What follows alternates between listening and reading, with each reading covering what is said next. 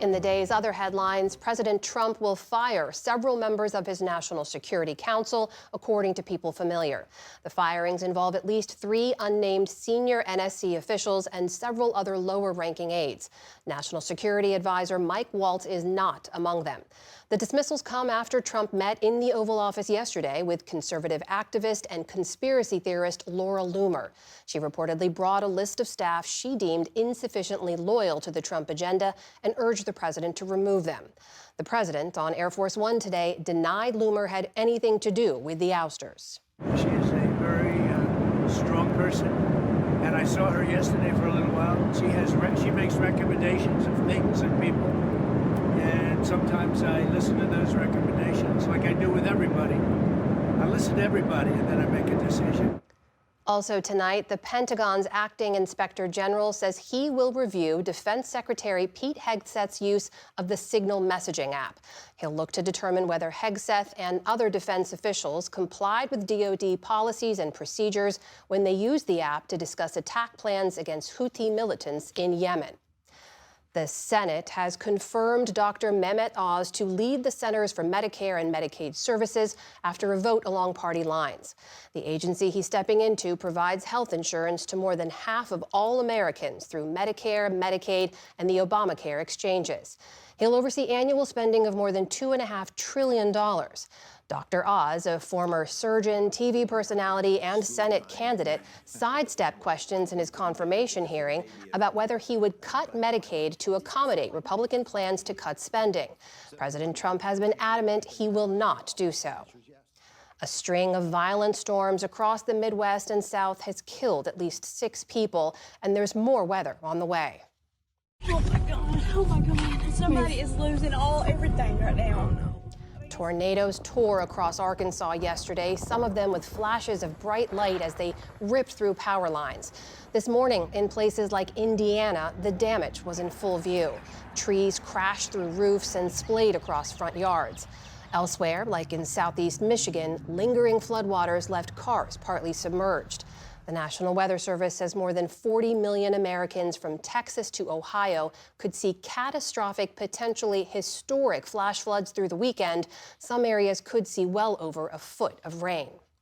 Turning overseas now, the death toll in Myanmar from last week's deadly earthquake has climbed to more than 3,100 today, according to the military-run government. Officials say that hundreds of people remain missing, though the number is feared to be much higher. This as the head of Myanmar's military regime made a rare visit to neighboring Thailand today, which is also reeling from Friday's quake. General Min Aung Hlaing, who's been shunned by the West for overthrowing his country's democratically elected government in 2021, will try to garner international support. The UN says more than 3 million people in Myanmar had been displaced due to armed conflict even before the quake hit. Now to the Middle East, where over 100 more Palestinians across the Gaza Strip are dead tonight in one of the deadliest single days since fighting resumed between Israel and Hamas. At least 27 of those killed were sheltering at a school in northern Gaza when Israeli strikes rained down. Our producer on the ground reports that family members of Hamas leaders appeared to be the intended targets. Overnight, airstrikes killed at least 55 more people, mostly in the south. Meanwhile, all of this happened as Israeli Prime Minister Benjamin Netanyahu received red carpet treatment with full military honors in Hungary. Netanyahu, who faces allegations of war crimes in Gaza, traveled in defiance of an international criminal court warrant for his arrest.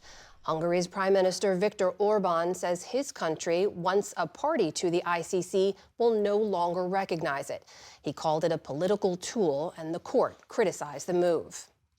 Secretary of State Marco Rubio is in Brussels tonight attending a NATO meeting where he hoped to dispel any doubts about the U.S. commitment to the alliance.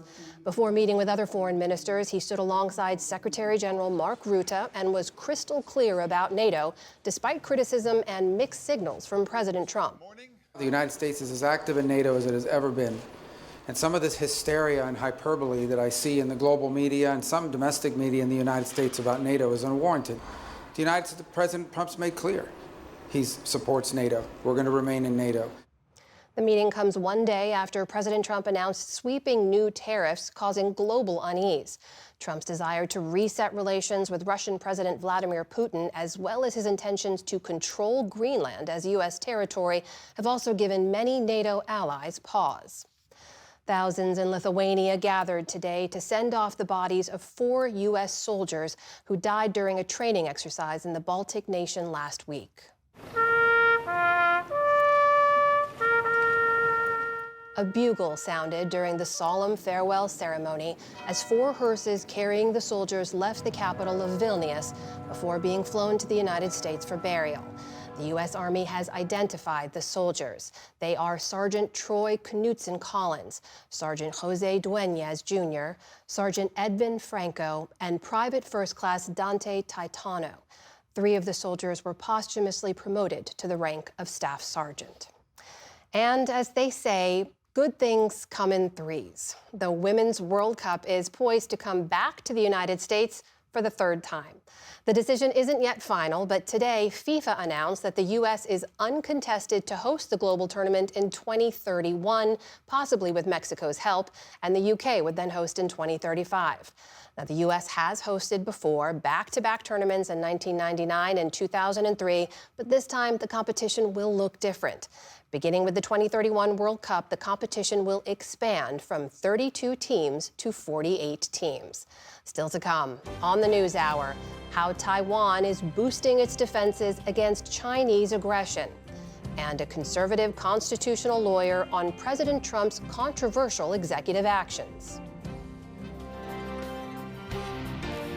This is the PBS NewsHour from the David M. Rubenstein Studio at WETA in Washington, and in the West from the Walter Cronkite School of Journalism at Arizona State University.